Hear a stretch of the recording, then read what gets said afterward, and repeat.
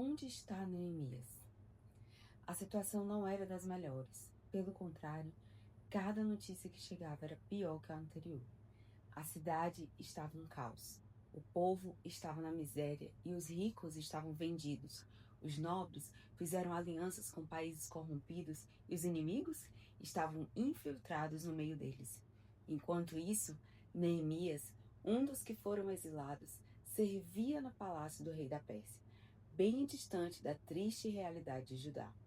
Mas ao contrário do que muitos fariam, Neemias não pensou: eu estou salvo, tenho um emprego bom e garantido, os que ficaram que lutem.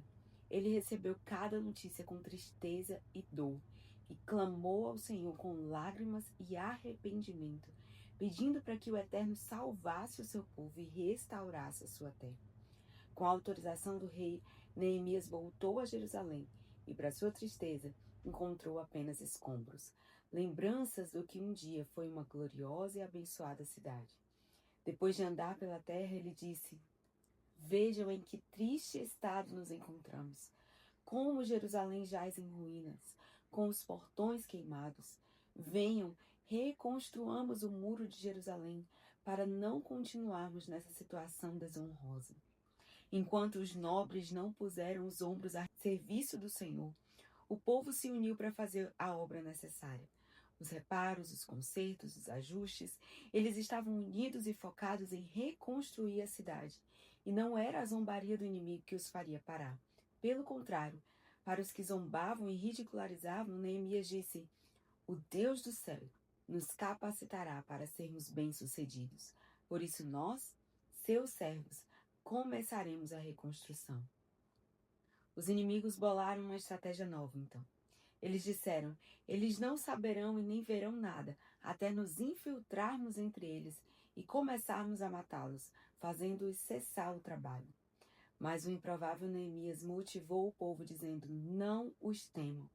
Lembrem-se do Senhor, que é grande e temível, e lutem por seus irmãos, seus filhos, suas filhas, mulheres e casas. Deus frustrou os planos do inimigo e o povo continuou o trabalho, cada construtor com uma espada embanhada na cintura.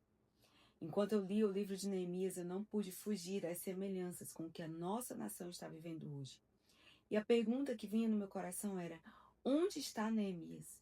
Está confortável na sua vida ou está completamente empenhado em fazer o que Deus colocou no seu coração e reconstruir a sua cidade? Sabe?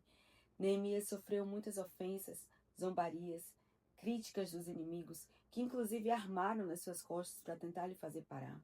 Sofreu boicote dos nobres de Jerusalém, confrontou os chefes por explorarem o povo com juros injustos, recebeu propostas tentadoras para se corromper, tentaram lhe matar, sofreu acusações falsas e calúnias, mas nada disso o fez recuar. Ele disse: um homem como eu deve fugir? Eu me recuso a fazer isso. E o resultado foi que, por um milagre, contra todas as probabilidades, em tempo recorde, o muro foi reconstruído. E está escrito: quando todos os nossos inimigos ouviram a respeito disso e as nações vizinhas ficaram com medo, a autoestima dos nossos inimigos enfraqueceu fortemente, pois eles perceberam que essa obra tinha sido realizada pelo nosso Deus. A primeira vitória veio. Os muros foram levantados, mas ainda faltava reconstruir a cidade. O trabalho grande parecia ter acabado, mas agora era necessário restaurar as casas. E esse trabalho não seria feito da mesma maneira. O muro representava a honra, a proteção, a segurança da cidade. Era a batalha externa. Já as casas representavam o povo, as famílias. Era a batalha interna. Não adianta ter uma cidade bonita com famílias destruídas. Não basta reconstruir a terra e não restaurar o lar. Neemias sabia que o trabalho só estaria concluído quando cada família tivesse sua casa restaurada. Ele demorou 52 dias para reconstruir o muro, mas ficou 12 anos para reconstruir Jerusalém. Isso me ensina que sim, precisamos ter coragem para mudar a realidade do país, para reedificar a nação, restaurar a honra e a segurança da cidade. Mas não podemos achar que isso é tudo. Embora estejamos vivendo hoje uma crise política no Brasil, a pior tragédia da nação, são as famílias destruídas sem valores e sem Jesus. Neemias reuniu o povo, os levitas vieram, leram e explicaram com clareza a Torá para eles. Eles jejuaram, confessaram seus pecados, se prostraram diante do Senhor e fizeram uma aliança com Deus. Eu vou encerrar com os 5 elementos da aliança que eles fizeram, porque é exatamente o que nós também precisamos fazer. Primeira coisa, Deus em primeiro lugar. Eles disseram, nós viveremos de acordo com a lei de Deus. E esse juramento foi acompanhado de maldição em caso de ser descumprido. Se Deus não for o primeiro, não tem outro lugar para ele. Segunda coisa, guardar a santidade da família. Eles prometeram acabar com os casamentos mistos com os outros povos. Isso pode parecer uma coisa simples, mas Neemias os lembrou. Não foi pela prática dessas coisas que Salomão, rei de Israel, pecou? Não houve rei como ele. No entanto, as mulheres estrangeiras o fizeram pecar. Não se misturar não é punição, é proteção. Trabalho honesto é a terceira coisa. Eles disseram, vamos honrar o Shabat e a cada 7 anos abriremos mão de trabalhar na terra e cancelaremos todas as dívidas. Essa era a lei, mas ela vinha sendo ignorada e negligenciada. O trabalho dignifica e a dignidade traz honra. Ao dizer, não faremos negócio no Shabat, ou vamos honrar a lei do jubileu, eles estavam dizendo, nós vamos honrar com a palavra nos nossos negócios e ser honestos perante a lei. Isso é caráter. Quarta coisa, a administração financeira. Eles se comprometeram com uma taxa anual para as despesas do templo. E por mais que fosse uma decisão voluntária, isso iria exigir deles organização financeira para honrar com o compromisso que fizeram.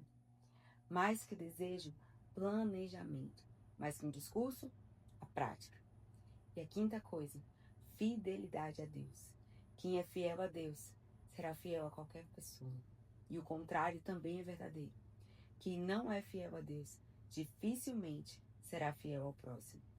Eles se comprometeram em ser fiéis ao Senhor, nos dízimos e nas ofertas, e não negligenciar o cuidado para com o templo, porque eles entendiam que o reino era uma prioridade. E a pergunta de hoje é, onde está Neemias? Onde estão aqueles que com coragem e temor vão sair da sua zona de conforto e lutar para reconstruir a nação? Vão dedicar os seus dias vivendo no temor do Senhor, em aliança com Ele. É hora de colocar a espada na cintura, se encher da palavra da verdade, não temer o inimigo e se dispor para trabalhar. O trabalho pode ser árduo e penoso, mas como Neemias disse, vivam no temor do nosso Deus, para que os nossos inimigos pagãos não tenham motivos para nos ridicularizar.